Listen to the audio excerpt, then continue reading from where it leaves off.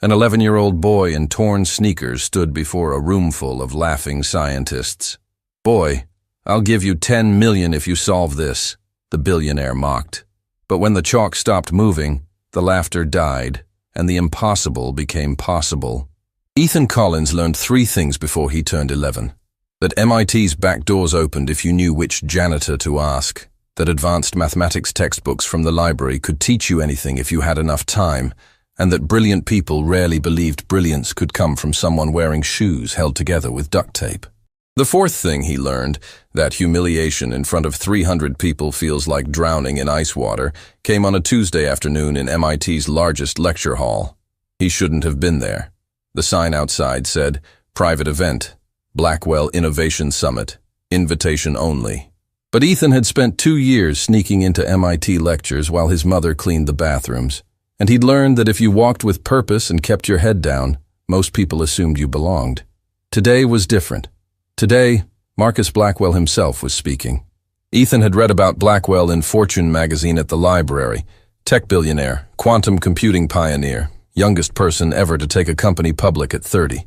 The article had shown Blackwell standing in front of a glass tower in Silicon Valley, arms crossed, looking like someone who'd never heard the word no and wouldn't accept it if he did. The lecture hall was packed. Scientists, professors, graduate students, all of them in suits or blazers, all of them holding tablets and designer coffee cups. Ethan slid into a seat in the back row, trying to make himself invisible, which wasn't hard when you were 11 years old and dressed in clothes from the donation center. On stage, Blackwell paced like a predator. 6'2", expensive suit that probably cost more than Ethan's mother made in 3 months, silver at his temples, and a smile that never quite reached his eyes. "Quantum encryption," Blackwell announced, his voice carrying through the hall with the confidence of someone used to being the smartest person in every room, "represents the final frontier of cybersecurity. Whoever cracks the encryption problem controls the future of digital privacy. Governments, corporations, individuals, everyone becomes vulnerable or invincible based on this single breakthrough." He clicked a remote. An equation appeared on the massive screen behind him. Lines and lines of mathematics so complex they looked like art. Greek letters, integrals, quantum mechanics notation. Ethan's breath caught. He recognized parts of it from his studies, but this was beyond anything he'd seen. "This," Blackwell continued, "is the Kaufman equation, named after Dr. Richard Kaufman, who spent 30 years trying to solve it before his death 2 years ago. It represents the key to quantum-resistant encryption. Solve this, and you revolutionize cybersecurity. Fail, and quantum computers will eventually break every password, every bank account, every secret in existence." The audience murmured, impressed. "I've assembled the brightest minds in quantum computing," Blackwell said, gesturing to a row of scientists in the front. "Harvard, MIT, Stanford, Cambridge. None of them have solved it.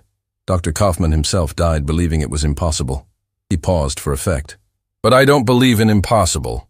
So I'm offering $10 million to anyone who can solve the Kaufman equation. Right here, right now, today." The hall erupted. $10 million. Scientists leaning forward, cameras flashing. This wasn't just a lecture. This was a spectacle. Ethan stared at the equation, his mind already working. The Kaufman equation. He'd read about it in an advanced quantum mechanics book he'd found in MIT's library, tucked away in a corner where nobody looked. Dr. Kaufman's life work. The problem every mathematician said was unsolvable. But as Ethan studied it, something clicked. A pattern. The way the variables interacted reminded him of something he'd learned about Fourier transforms and wave functions. If you approached it, not as a pure mathematics problem but as a physics problem, if you treated the quantum states as wave collapse probabilities rather than discrete values. "Any takers?" Blackwell's voice dripped with amusement. "Surely someone wants to be $10 million richer?" A few graduate students stood up, approaching the board. Blackwell handed them markers. They worked for 10 minutes, filling the board with calculations. Wrong. All of them wrong. Blackwell pointed out the errors with barely concealed contempt. "Next," he called out. More attempts, more failures. The scientists in the front row whispered to each other, shaking their heads. If they couldn't solve it, nobody could. Ethan's hand went up before he could stop himself. Several people turned to look. Then more.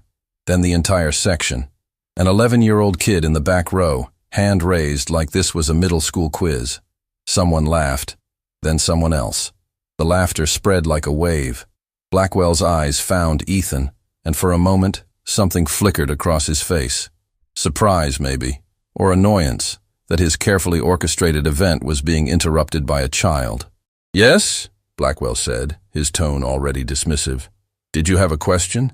"I'd like to try," Ethan said, his voice smaller than he wanted it to be. More laughter, louder now. A woman in the third row actually pointed. "You'd like to try," Blackwell repeated slowly, as if speaking to someone who didn't understand English.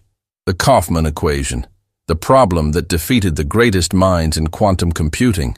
"You?" He gestured at Ethan, taking in the torn sneakers, the faded jeans, the jacket that was 2 sizes too big. "Think you can solve it?"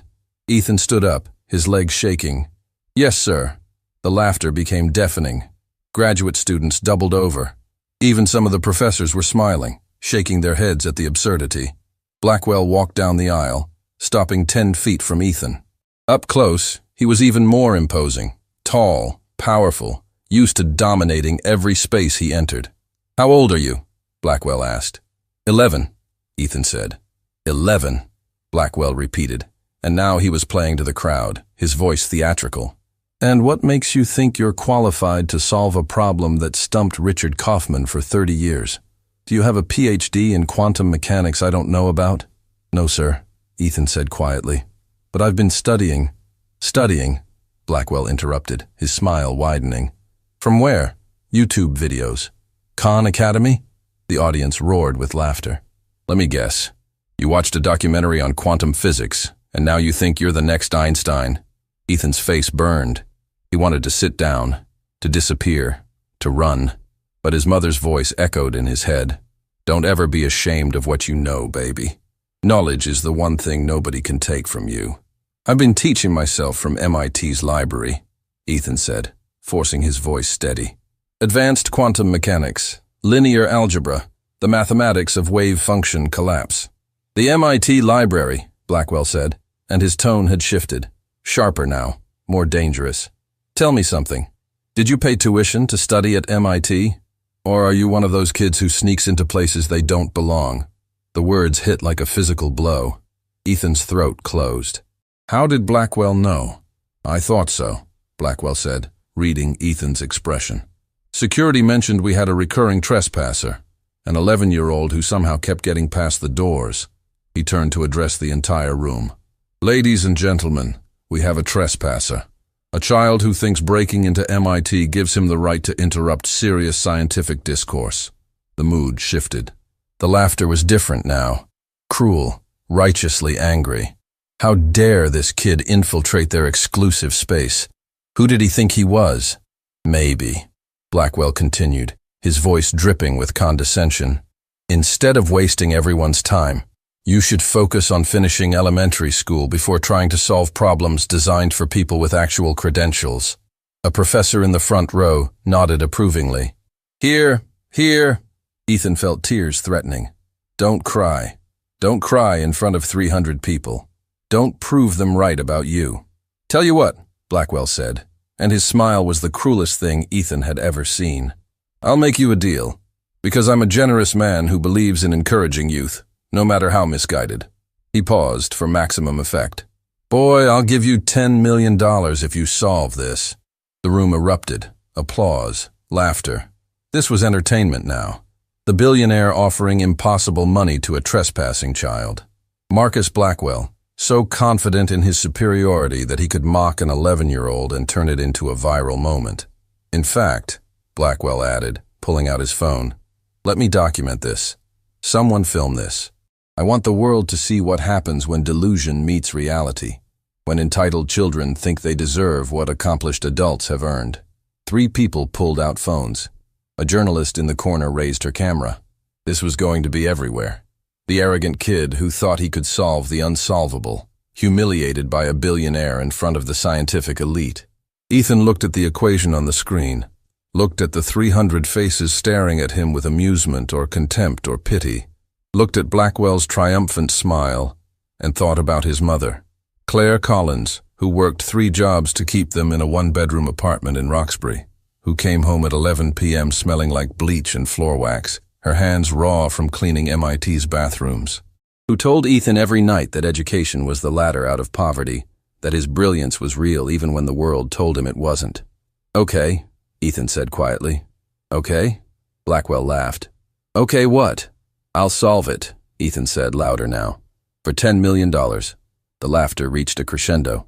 This was the best entertainment these scientists had seen in years. Blackwell gestured grandly toward the stage. "Please, be my guest.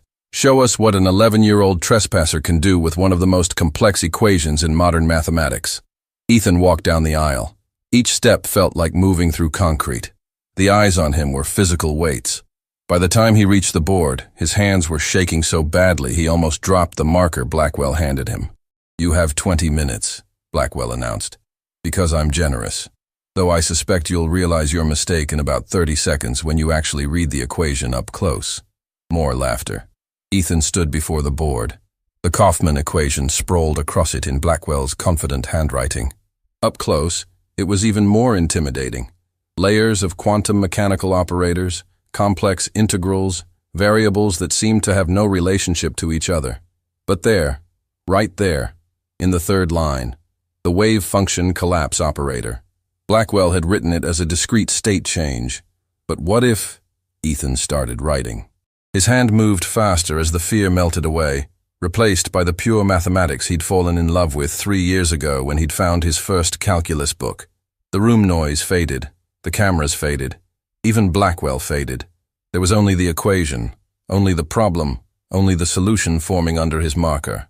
He wrote for 17 minutes, filling the board with calculations, showing how treating quantum states as probability waves rather than discrete particles changed everything, how Kaufman had approached it from the wrong direction, how the solution wasn't more complexity but elegant simplicity, a Fourier transform that collapsed the entire equation into something manageable. When Ethan set down the marker and stepped back, the silence was absolute. The solution stared back at him from the board, complete and perfect. He'd done it. He'd actually done it. He turned to face the audience. 300 people sat frozen, mouths open, eyes wide. The laughter was gone. The contempt was gone. In its place was something Ethan had never seen directed at him before. Shock. And in the front row, Dr. Thomas Bradley, one of MIT's most respected quantum physicists, stood up slowly, staring at the board like he'd seen a ghost. "My God," Dr. Bradley whispered. That's correct." Blackwell's face went pale. "What?" "The solution," Dr. Bradley said louder now, walking toward the stage. "It's correct. Not just correct. It's brilliant. He approached it as a wave mechanics problem rather than pure quantum states. Kaufman was looking at it wrong. We've all been looking at it wrong." He turned to stare at Ethan. "How old did you say you were?" 11, Ethan whispered. Dr. Bradley looked back at the board, then at Ethan, then at the board again. 11 years old, self-taught, and he just solved a problem that Richard Kaufman, one of the greatest minds of our generation, spent 30 years failing to crack. The room exploded. Scientists rushing forward, the journalist's camera flashing, people shouting questions, Dr. Bradley trying to maintain order. And in the center of it all, Marcus Blackwell stood frozen, his face a mask of disbelief and rage, staring at the 11-year-old boy who'd just made him look like a fool in front of everyone who mattered. Ethan met Blackwell's eyes and saw something that made his stomach drop. This wasn't over. This was just beginning, and the billionaire who'd promised $10 million looked like he'd rather die than pay it. The lecture hall had transformed into chaos in the 30 seconds since Ethan set down the marker. Scientists crowded the stage, pointing at the board, arguing with each other in voices that grew louder by the moment. Graduate students pulled out phones, photographing the solution from every angle. Someone shouted, "Impossible," while someone else yelled, "Check the third integral." The journalist, Amanda Chen from the Boston Globe, pushed through the crowd, her camera capturing everything. And in the center of it all, Ethan stood frozen, trying to process what he'd just done. Dr. Thomas Bradley reached the board first, his 62 years forgotten as he practically ran up the steps. His eyes scanned Ethan's work line by line, his finger tracing the calculations. Behind him, 3 other MIT professors fought their way forward, desperate to see if Bradley was right. The wave function approach, Bradley muttered, more to himself than anyone else. Treating quantum states as probability distributions rather than discrete values. It's so obvious now. Why didn't we? He turned to stare at Ethan. Where did you learn this? Ethan's mouth was dry. Books. From the library. I've been reading about quantum mechanics for 2 years. 2 years, Bradley repeated, his voice filled with something like wonder. You're 11 years old, and you've been teaching yourself graduate-level quantum physics for 2 years. Stop! Marcus Blackwell's voice cut through the noise like a blade. The room fell silent. He stood at the base of the stage, his face no longer pale but flushed with rage, barely contained. His hands were clenched into fists. When he spoke, each word was precise and cold. Nobody touch that board, nobody photograph it, and somebody get me Dr. Rodriguez. Now. A murmur went through the crowd. Dr. Sofia Rodriguez was one of the world's leading experts in quantum cryptography. If anyone could verify or disprove the solution, it was her. Blackwell climbed the stage steps slowly, his eyes fixed on Ethan. Up close, his expression was terrifying. Not anger exactly, but something worse. Calculation. The look of someone deciding how to eliminate a problem. You, Blackwell said quietly, so only Ethan could hear, have no idea what you've just done. Before Ethan could respond, a woman's voice called out from the back. Mr. Blackwell, is it true? Did the boy solve it? Amanda Chen, the journalist, had her phone up recording. The moment was being live-streamed to God knew how many people. Blackwell's face transformed instantly, the rage disappearing behind a mask of amused skepticism. When he turned to face the crowd, he was smiling. Let's not get ahead of ourselves, Blackwell said, his voice carrying that same condescending tone he'd used on Ethan earlier. What we have here is a child who's written some mathematics on a board. Whether it's correct, whether it actually solves the Kaufman equation, that requires serious verification by qualified experts. Dr. Bradley said it was correct, someone called out. Dr. Bradley, Blackwell said smoothly, made a preliminary observation in the heat of the moment. I'm sure he'd agree that a problem which defeated Richard Kaufman for 30 years deserves more than 30 seconds of review before we declare it solved. Bradley opened his mouth to argue, but Blackwell cut him off. Which is why I've called for Dr. Rodriguez. She literally wrote the textbook on quantum cryptography. If anyone can verify this, he gestured dismissively at the board. It's her. The crowd murmured approval. Blackwell was right. They needed proper verification. This was too important to rush. Ethan felt sick. The way Blackwell said this when referring to Ethan's solution, like it was garbage that needed disposing of. The confidence in his voice. He wasn't worried. He was planning something. In the meantime, Blackwell continued, addressing the entire room, let's discuss what we know about our young mathematician. The pause before mathematician was deliberate, loaded with doubt. He claims to have taught himself quantum mechanics from library books at age 11, while apparently trespassing into MIT facilities for, how long was it, son? 2 years, Ethan whispered. 2 years, Blackwell repeated, and the way he said it made it sound like a confession of criminal behavior rather than dedication to learning. 2 years of unauthorized access to private property. I wonder, he turned to face Amanda Chen's camera directly. In those 2 years, did you perhaps gain access to research that wasn't meant for public consumption? Notes from professors? Preliminary work on quantum problems? The implication hung in the air like poison gas. Ethan's stomach dropped. No, I never. Because, Blackwell continued, it would be quite easy, wouldn't it, for a child with access to MIT's facilities to, say, copy someone else's work? To perhaps find Dr. Kaufman's old research notes, notes that might have contained hints toward the solution, and simply transcribe them. The room exploded, scientists shouting, some defending Ethan, some nodding at Blackwell's logic. Of course, that made more sense than an 11-year-old solving the unsolvable. The kid must have cheated somehow. That's not true, Ethan's voice broke. I didn't copy anything. I solved it myself. Then you won't mind, Blackwell said, his smile sharpening, waiting for Dr. Rodriguez to verify not just whether the solution is correct, but whether it contains any elements of Dr. Kaufman's proprietary research. Research that, I should mention, my company Blackwell Quantum Systems acquired after his death. There it was. Blackwell owned Kaufman's research, which meant if Ethan's solution bore any resemblance to it, Blackwell could claim theft of intellectual property. This is insane, Dr. Bradley said, stepping forward. Marcus, you know as well as I do that the boy's approach is completely different from anything Kaufman tried. Look at the wave function treatment. Kaufman never even considered. What I know, Blackwell interrupted, his voice hardening, is that I offered $10 million for a solution to a problem that has stumped the brightest minds in quantum computing. And what I'm not going to do is hand over that money to a child trespasser based on 30 seconds of observation by one professor, no matter how respected. He turned back to Ethan, and his voice dropped to a whisper that only the front rows could hear. You want your $10 million, boy? Then you're going to prove, beyond any shadow of doubt, that you earned it. Otherwise, you're going to leave here the same way you came in, with nothing. The doors at the back of the hall opened, and Dr. Sofia Rodriguez entered.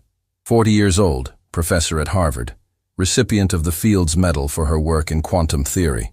If she said the solution was correct, nobody could dispute it. She walked down the aisle with calm authority, acknowledging colleagues with nods, but saying nothing.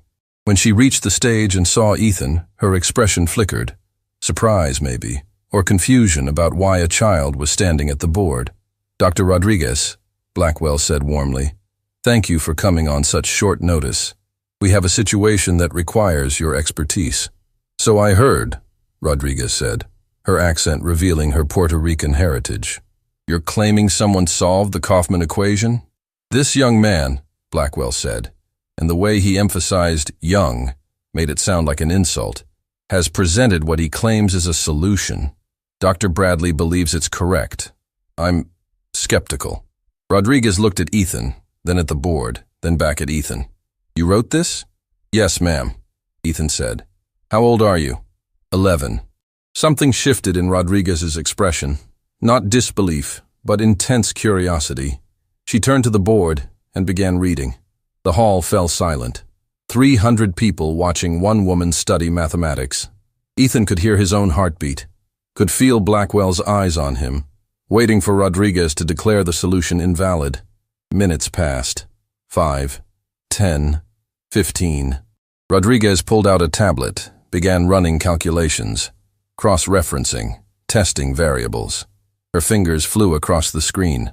At one point she asked for chalk, wrote her own equations alongside Ethan's, checked the integration constants. 20 minutes became 30. Ethan's legs were shaking. He wanted to sit down but didn't dare move. Beside him, Dr. Bradley watched Rodriguez with the intensity of someone witnessing history. Even Blackwell had gone quiet, though his jaw was clenched so tight the muscles jumped.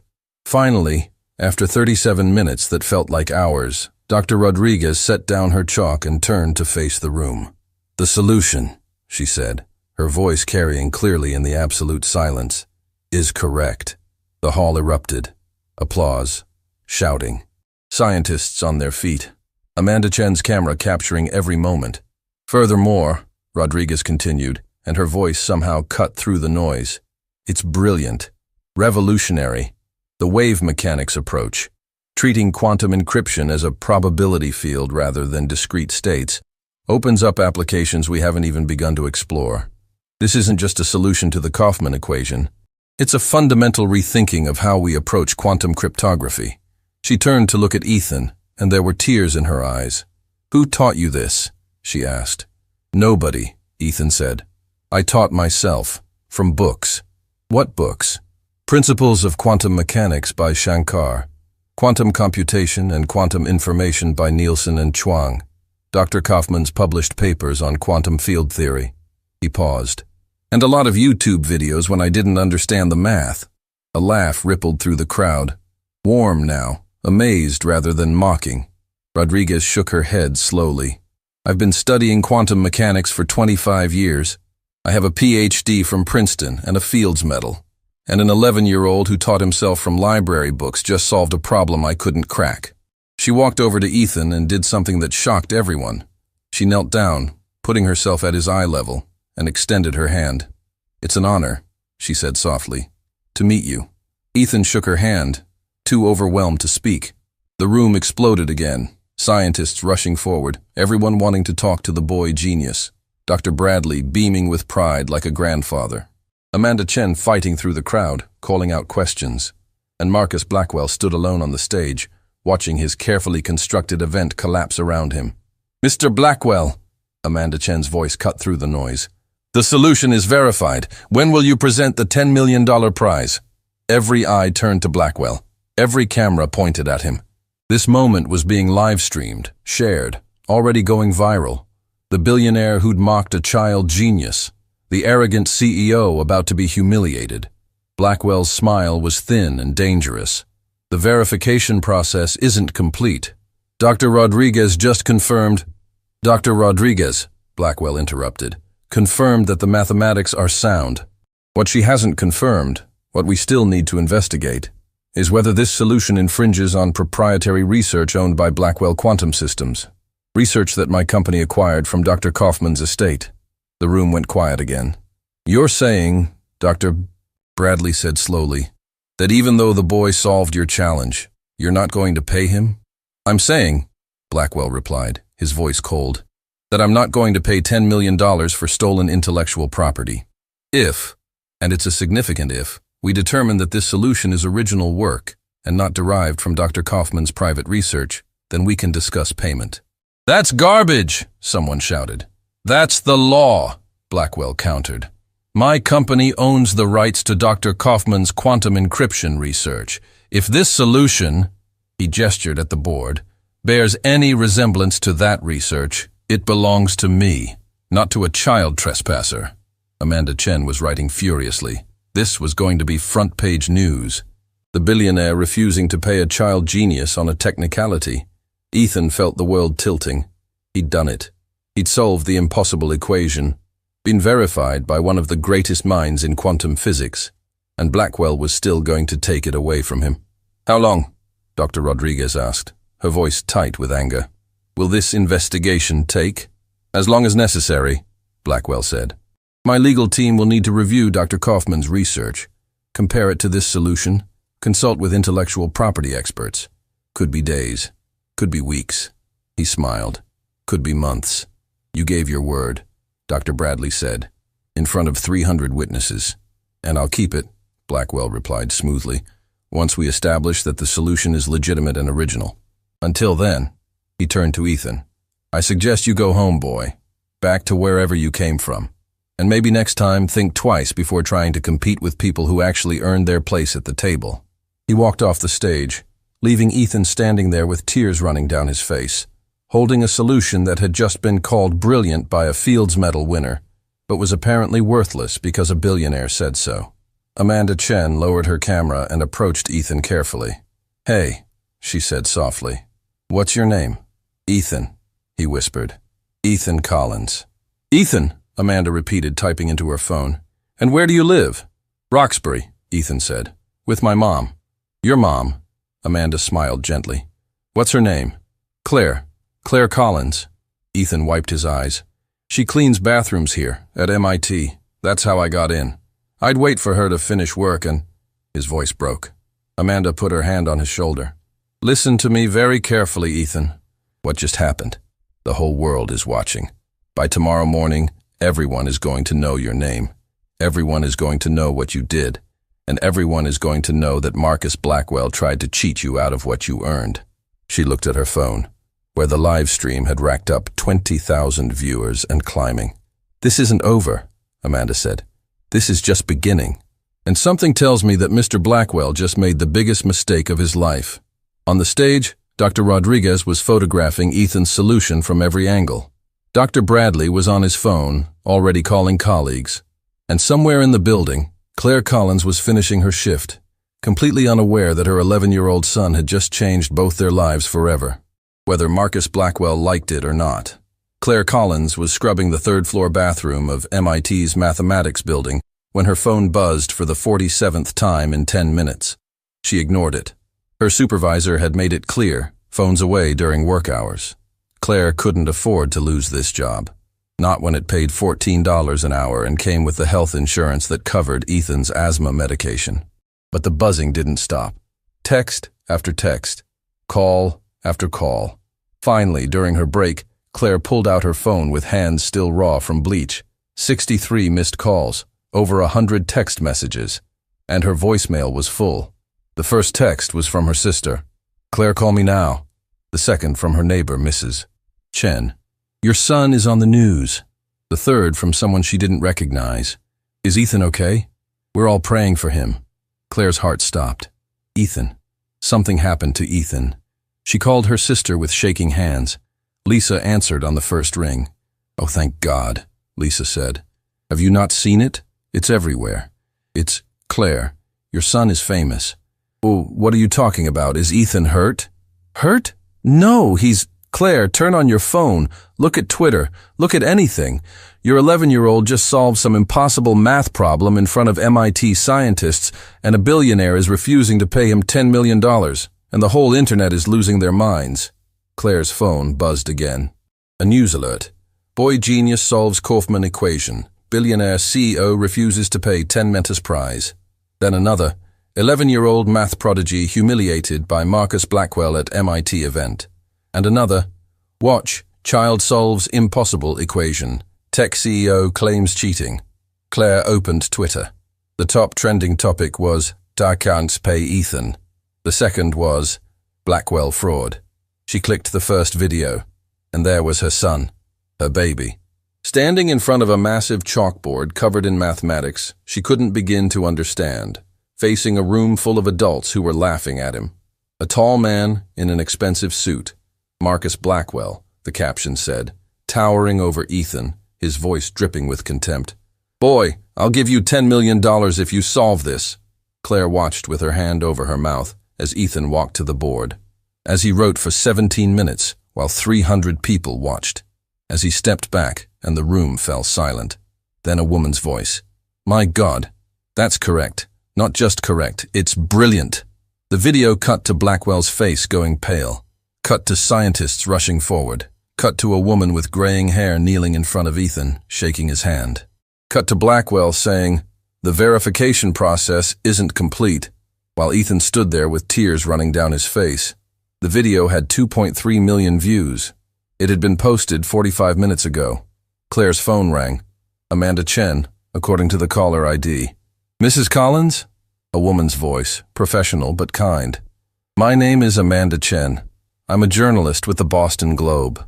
I was at MIT today when your son solved the Kaufman equation." "Where is he?" Claire demanded. "Where's Ethan?" "He's safe. He's still at MIT with several professors who are looking after him. But Mrs. Collins, there's going to be a lot of media attention. I'd like to meet with you and Ethan. Tell your story properly before." "I'm coming to get him," Claire said. "Right now." She didn't ask permission to leave work early, just grabbed her coat and ran. By the time Claire reached MIT's mathematics building, there were news vans outside, reporters with cameras, a crowd of people holding signs, "Pay Ethan" and "Blackwell such fraud" and "Genius has no age limit." Claire pushed through them, ignoring the shouted questions, and found Ethan in a conference room surrounded by professors. He looked so small in that leather chair, his feet not quite touching the ground, his face exhausted and scared, and trying so hard to be brave. "Mom," he whispered when he saw her. Claire crossed the room in 3 steps and pulled him into her arms. Ethan buried his face in her shoulder and started crying, really crying the way he hadn't since his father left 5 years ago. "I'm sorry," he sobbed. "I know I wasn't supposed to sneak into lectures. I know you told me to stay in the library while you worked, but I just wanted to learn and—" "Shh," Claire said, holding him tight. "You're not in trouble. You didn't do anything wrong. Mr. Blackwell said I cheated. He said I stole the answer. He said—" Ethan couldn't finish. "Mr. Blackwell," said a voice from across the room, "is a liar." "Doctor." Thomas Bradley stood up from his chair, his expression harder than Claire had ever seen on an academic. "Mrs. Collins," Bradley said. "My name is Dr. Thomas Bradley. I've been teaching at MIT for 34 years, and I want you to know that what your son did today was extraordinary. He solved a problem that the greatest minds in quantum computing have been working on for decades, and he did it through pure brilliance, self-education, and determination. Then why, Claire's voice shook, why did Mr. Blackwell say he cheated? Because, said another voice. Dr. Sofia Rodriguez stepped forward. Marcus Blackwell is desperate. His company, Blackwell Quantum Systems, has been promising investors a breakthrough in quantum encryption for 3 years. They've burned through $2 billion in funding. Their stock price has dropped 40% in the last year. And 6 months ago, Blackwell made a public promise that they'd solve the Kaufman equation by year-end. She pulled out her tablet, showed Claire a news article. Blackwell Quantum Systems promises revolutionary encryption solution. Stock soars. That was 8 months ago, Rodriguez continued. Since then? Nothing. His team of PhDs couldn't crack it. He spent millions acquiring Dr. Kaufman's research, hoping there'd be a solution hidden in those papers. There wasn't. Blackwell was facing the biggest failure of his career. Then Ethan solved it, Bradley said quietly. In 17 minutes. A self-taught 11-year-old did what Blackwell's company couldn't do with unlimited resources. So he's trying to steal it, Claire said, understanding flooding through her. He's claiming Ethan cheated so he can take the solution and say his company discovered it. Exactly, Rodriguez confirmed.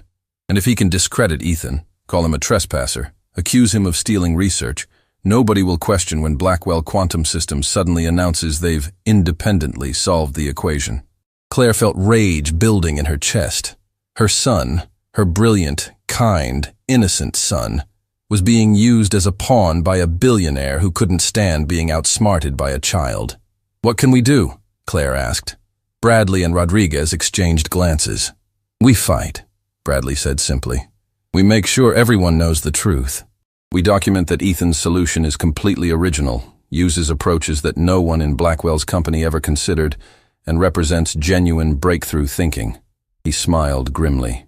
And we make Marcus Blackwell regret the day he tried to cheat a child out of what he earned. Amanda Chen appeared in the doorway. Mrs. Collins, if you're willing, I'd like to interview you and Ethan. I want to tell your story. Where you live, what you do, how Ethan taught himself quantum mechanics. Give people the full picture. Claire looked at Ethan. Baby, do you want to do this? Ethan wiped his eyes. Will it help? Will it make Mr. Blackwell pay what he promised? I can't promise that, Amanda said honestly, but I can promise that the world will know the truth.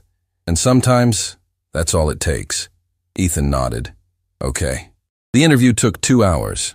Amanda asked about their 1-bedroom apartment in Roxbury, about Claire working 3 jobs before consolidating to 2, about Ethan's father leaving when the medical bills got too high, about Ethan discovering mathematics at age 7, teaching himself algebra from library books, progressing to calculus by 9, quantum mechanics by 10. Why quantum mechanics? Amanda asked Ethan gently. Because it's beautiful, Ethan said simply. The way particles can be in 2 places at once until you observe them. The way reality changes based on measurement. It's like the universe is telling us that things aren't fixed, that everything is possibility until we choose to look. Amanda typed rapidly. This quote alone would be shared 1 million times. And why did you sneak into MIT? Amanda asked. Ethan looked at his mother. Because Mom works so hard. She's always tired, always worried about money. And I thought if I could learn enough, get smart enough, maybe I could get a scholarship. Go to MIT for real someday. Get a job that pays enough that Mom doesn't have to clean bathrooms anymore. Claire's eyes filled with tears. She hadn't known. Hadn't realized that every time she came home exhausted, Ethan was watching, planning, trying to find a way to save her. Mr. Blackwell called you a trespasser, Amanda said. How did that make you feel? Ethan was quiet for a long moment. Like I didn't deserve to learn. Like because we're poor, I'm not allowed to be smart. Like the only people who get to solve big problems are people who can afford to belong in places like MIT. He looked directly at Amanda's camera. But that's not true, Ethan continued, his voice stronger now. Being smart isn't about money. It's about curiosity and work and refusing to give up when something's hard. I didn't need fancy equipment or expensive tutors. I just needed books and time and His voice cracked. A mom who believed I could do it. The video of that interview would be viewed 40 million times in the next 72 hours. By that evening, the internet had erupted. Pay Ethan was trending worldwide. Petition websites crashed from traffic. Over 2 million people signed a petition demanding Blackwell honor his promise. Twitter users dug into Blackwell Quantum Systems history, finding patent applications that looked suspiciously like Dr. Kaufman's old research, SEC filings showing the company was hemorrhaging money, and interviews where Blackwell had promised breakthroughs that never materialized. A rival tech CEO tweeted, "I'll pay Ethan the $10 million myself if Blackwell won't. Genius deserves to be rewarded, not exploited." Harvard's president released a statement. Harvard would be honored to offer Ethan Collins a full scholarship when he's ready for university. Dr. Richard Kaufman's daughter, a computer science professor herself, posted a video. "My father spent his life believing the equation was unsolvable. Ethan proved him wrong in 17 minutes.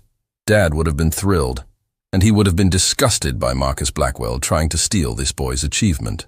But the most powerful moment came at 11 p.m. that night, when someone found and posted a video from 2 years earlier.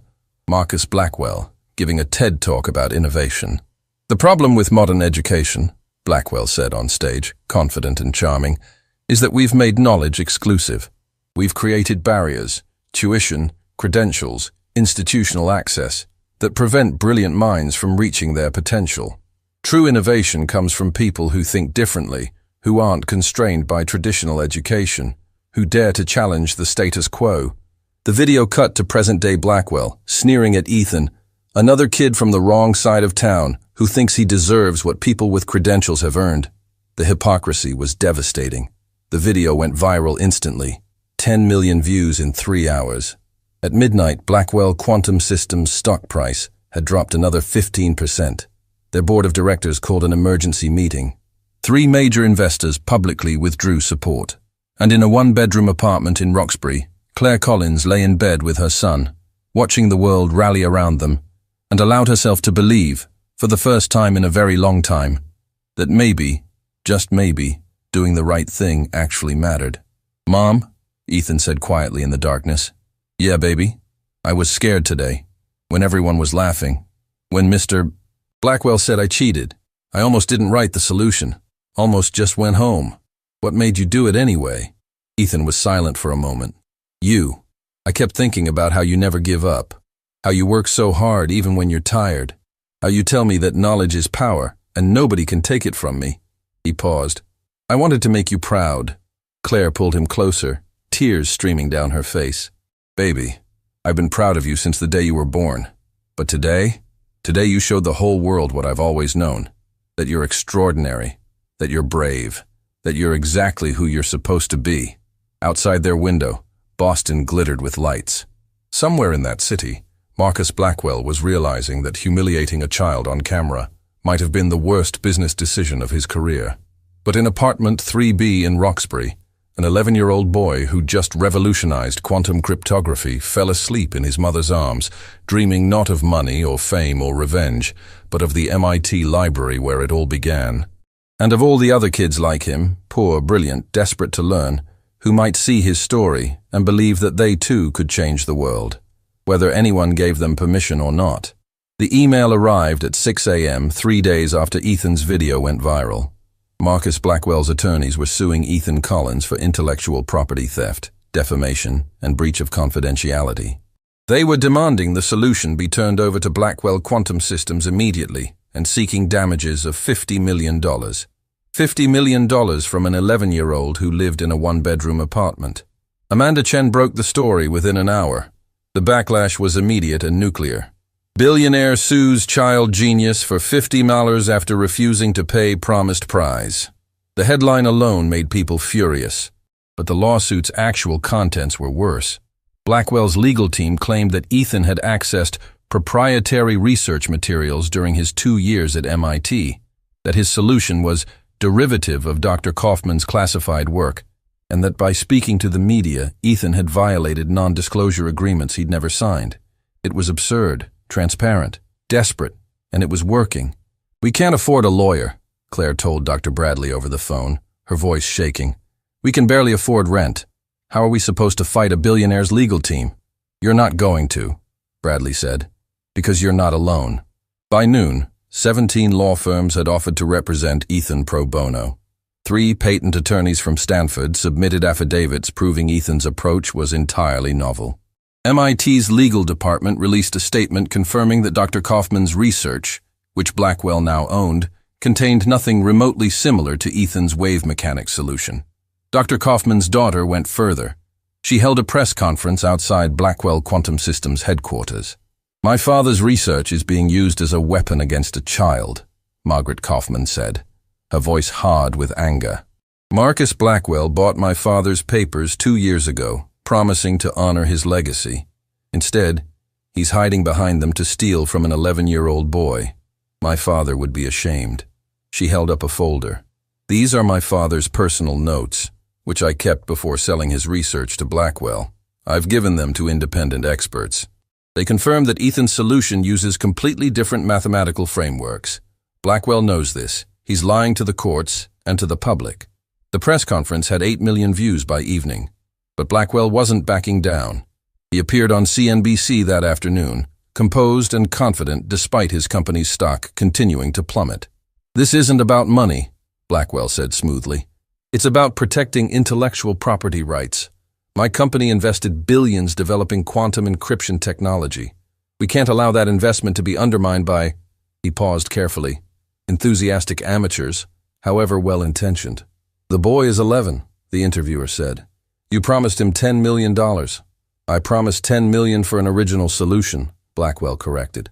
"What I cannot do in good conscience is reward what appears to be unauthorized use of proprietary research. If young Mr. Collins can prove his work is entirely original, which our experts strongly doubt, then we can discuss compensation." "Your experts," the interviewer pressed, "or independent verification?" Blackwell smiled. "My company employs the world's leading quantum physicists. I trust their judgment." What Blackwell didn't mention, 4 of those leading physicists had quit that morning, releasing a joint statement that Ethan's solution was revolutionary and completely original. 2 more had been fired for refusing to sign documents claiming otherwise. The story spiraled. Every day brought new revelations. A former Blackwell Quantum Systems engineer leaked internal emails showing executives discussing how to neutralize the Collins problem and acquire his methodology through legal pressure. The SEC announced an investigation into whether Blackwell had misled investors about his company's capabilities. Patent attorneys discovered that Blackwell Quantum Systems had filed applications based on Dr. Kaufman's research that was supposed to remain privately held per the purchase agreement. Margaret Kaufman filed her own lawsuit for breach of contract, and through it all, Ethan went to school. His 6th-grade teacher, Mrs. Patterson, had spent the first day fielding questions from students who'd seen their classmate on television. By the 2nd day, she'd given up on the lesson plan and let Ethan explain quantum mechanics to his peers. "It's like Schrödinger's cat," Ethan said, drawing on the whiteboard. "The cat is both alive and dead until you open the box. Not because of magic, but because observation collapses probability waves into definite states. Reality is fluid until we measure it." A boy named Marcus, no relation to Blackwell, raised his hand. "So you're saying nothing is real until we look at it?" "I'm saying," Ethan replied carefully, "that real is more complicated than we think. Particles exist in multiple states simultaneously. They're here and there, spinning up and spinning down, until observation forces them to choose. It's not philosophy. It's measurable, repeatable physics." The class was silent, processing. "That's how you beat the equation?" a girl asked. "By thinking about reality differently? By treating the problem as waves instead of particles," Ethan said. Everyone was looking for discrete solutions, specific numbers, fixed states. But quantum encryption is fundamentally about probability. "Once I stopped looking for one answer and started looking for probability fields, the solution became clear." Mrs. Patterson had tears in her eyes. This boy, who'd spent 2 years teaching himself in secret, was now teaching quantum physics to 11-year-olds in a Roxbury public school. And they were understanding. After class, Mrs. Patterson pulled Ethan aside. "The principal wants to talk to you. About the attention. Some parents are concerned about media disruption." Ethan's stomach dropped. "Am I in trouble?" No, baby, Mrs. Patterson said quickly. But you need to be prepared. Some people don't like it when others succeed, especially when those others are supposed to stay in their place. The meeting with Principal Davis was worse than Ethan expected. The school board received complaints, Davis said, not unkindly. Parents worried about their children's safety with news crews outside. Concerns about you being a distraction from learning. Suggestions that perhaps you'd be better served by, he cleared his throat, alternative educational arrangements. They want to kick me out, Ethan said flatly. They want to protect the school's environment, Davis corrected. But Ethan, between us, they're scared.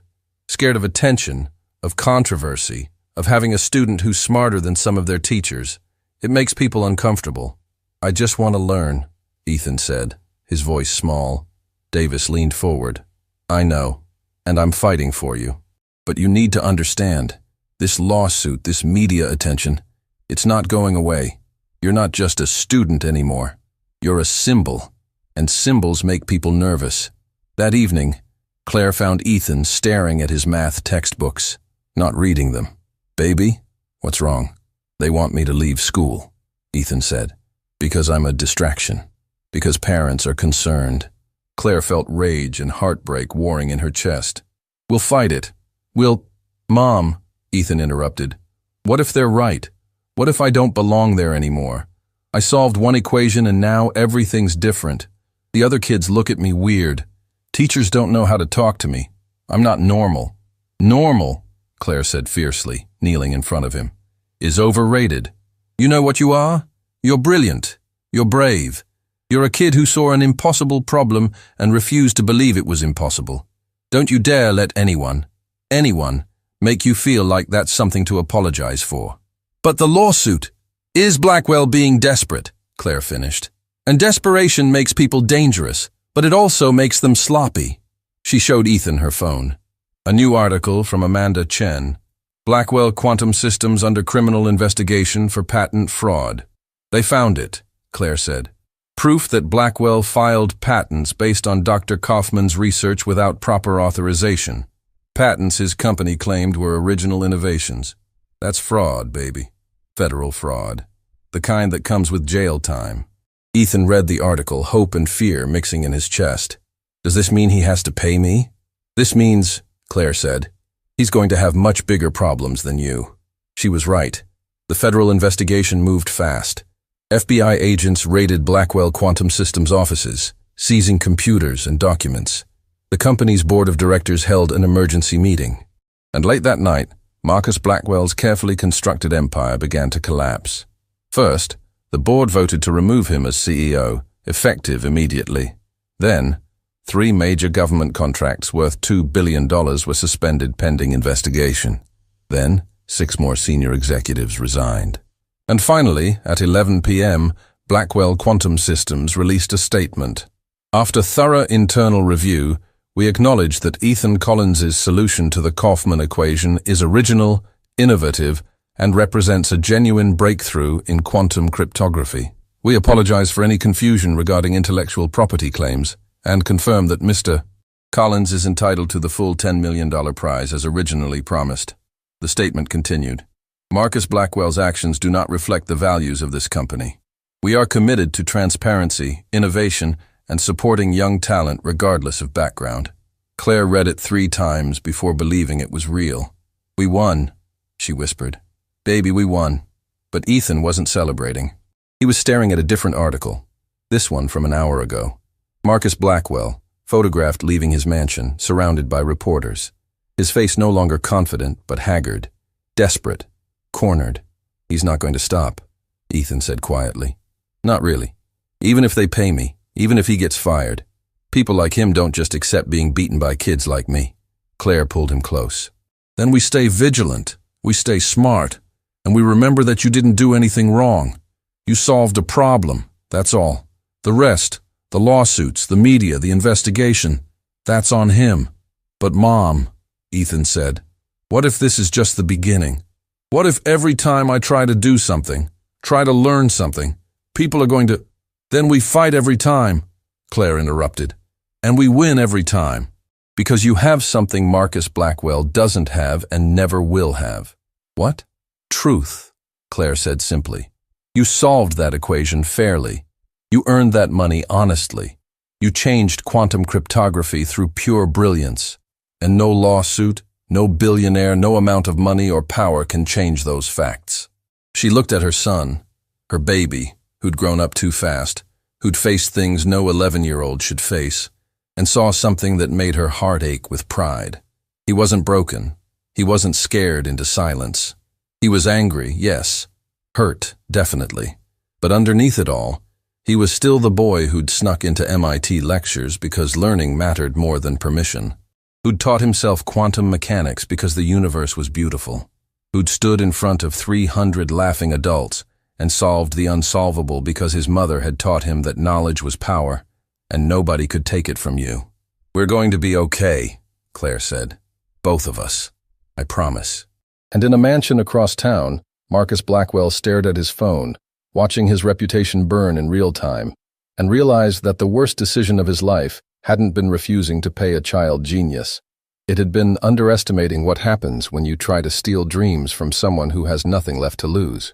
3 months after Marcus Blackwell's empire collapsed, Ethan Collins stood on the stage of MIT's largest auditorium, not as a trespasser this time, but as an invited guest.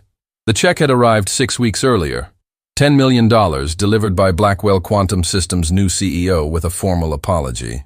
Claire had cried for an hour, holding the piece of paper that represented more money than their family would have earned in 10 lifetimes. But the money, Ethan had discovered, was the least important part of what he'd won. The auditorium was packed. Students, professors, journalists, and in the front row, wearing a dress she'd bought instead of borrowed for the first time in years, sat Claire Collins, her eyes already wet with proud tears. Dr. Thomas Bradley walked to the podium. 3 months ago, an 11-year-old boy solved a problem that had stumped the greatest minds in quantum computing. Today, that same boy, now 12, is here to talk about what happens when brilliance meets opportunity. Ethan approached the microphone, his hands steadier than they'd been that first day. The room erupted in applause. These weren't people laughing at him anymore. They were celebrating him. My name is Ethan Collins, he began, and I almost didn't solve the Kaufman equation. The audience quieted, leaning forward. Not because I couldn't, Ethan continued, but because I was scared. Scared of being laughed at, scared of being told I didn't belong, scared that people would look at my torn shoes and donated clothes and decide I wasn't worth listening to. He paused, looking at the faces watching him. Mr. Blackwell was right about one thing. I was a trespasser. I snuck into MIT for 2 years because nobody gave me permission to learn here. Nobody said a poor kid from Roxbury could sit in lectures designed for graduate students, so I took that permission myself. Murmurs of approval rippled through the crowd. But here's what I learned, Ethan said, his voice growing stronger. Permission is something other people control. Knowledge is something you take. Nobody can stop you from learning if you refuse to stop yourself. Dr. Sofia Rodriguez stood up in the third row. Tell them what you're doing with the money, Ethan. Ethan smiled. We paid off my mom's debts, bought her a car so she doesn't have to take 3 buses to work anymore, and we're using $5 million to start the Collins Foundation for Young Mathematicians. The applause started, but Ethan held up his hand. It's not a scholarship program, he explained. It's something different. We're opening math centers in Boston neighborhoods like Roxbury, Dorchester, Mattapan, places where kids like me don't usually get chances. Free tutoring, computers, books, and most importantly, mentors who believe that brilliance exists everywhere, not just in expensive zip codes. The applause was thunderous now. Claire was openly crying. We've already opened 3 centers, Ethan continued, and we have 75 kids enrolled. Kids who are teaching themselves calculus from library books. Kids who are brilliant but invisible because nobody's looking. Kids who needed someone to tell them that trespassing into knowledge is the most honorable thing you can do. A student in the back shouted, "What about MIT? Are you coming here?" Ethan grinned. Dr. Bradley offered me early admission, but I'm 12. I'm staying in public school for now, learning with kids my age, being normal when I can be. MIT will still be here when I'm ready. And maybe, he looked at Bradley, maybe I'll apply through the front door this time instead of sneaking in. Laughter, warm and genuine, filled the hall. But I want to say something about Mr. Blackwell, Ethan said, and the room went silent again. Marcus Blackwell was awaiting trial for patent fraud. His company had been sold to competitors. His fortune, mostly built on lies, had been seized by federal authorities. He'd lost everything. I don't hate him, Ethan said quietly. I'm angry at what he did. I'm hurt by how he treated me, but I understand something now that I didn't before. He looked directly at the camera recording this moment. People like Mr. Blackwell aren't afraid of people like me because we're not smart enough. They're afraid because we are. Because every kid who learns despite barriers, who succeeds despite obstacles, who solves impossible problems proves that their gatekeeping is unnecessary. Their wealth doesn't make them superior. Their credentials don't make them smarter. Their power is built on convincing people like me that we don't deserve to try. The audience was absolutely still. So to every kid watching this, who feels like they don't belong, who's poor or different, or told they're not good enough, I want you to know something. Ethan's voice cracked slightly. You are good enough. You always were. The world just hasn't caught up to you yet. Dr. Rodriguez stood again, this time walking to the stage. She pulled out a folder. Ethan, she said, I have something for you. Something I think you've earned. She opened the folder to reveal a certificate. On behalf of the International Mathematics Union, I am honored to present you with the Kaufman Prize for Innovation in Quantum Mathematics.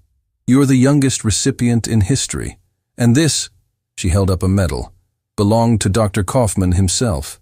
His daughter wanted you to have it. Ethan stared at the medal, unable to speak. Dr. Rodriguez hung it around his neck, then did something that made the entire room lose composure.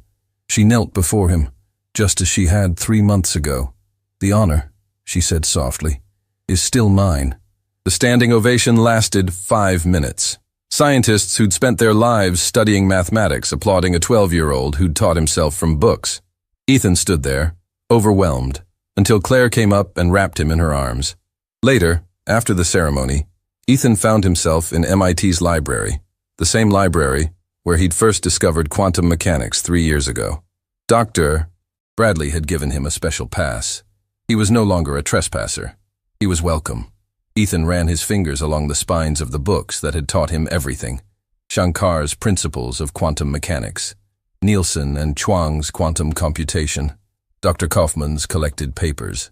These books had been his teachers when he had no others, his companions when he was alone, his proof that knowledge was free to anyone willing to work for it. There you are, Claire said from the doorway. I should have known. Just wanted to see it again, Ethan said. The place where everything started. Claire joined him between the stacks. You know what I'm proudest of? Not the money, not the award, not even solving the equation. Oh, what then? That you never stopped believing you deserved to be here, Claire said. Even when everyone told you that you didn't. Even when I was too tired to tell you enough that you did. You knew. And that knowing changed everything. Ethan leaned against his mother. I was scared every day. Scared someone would catch me. Scared I was wasting your time studying things that would never matter. Scared I'd always be the janitor's son sneaking through back doors.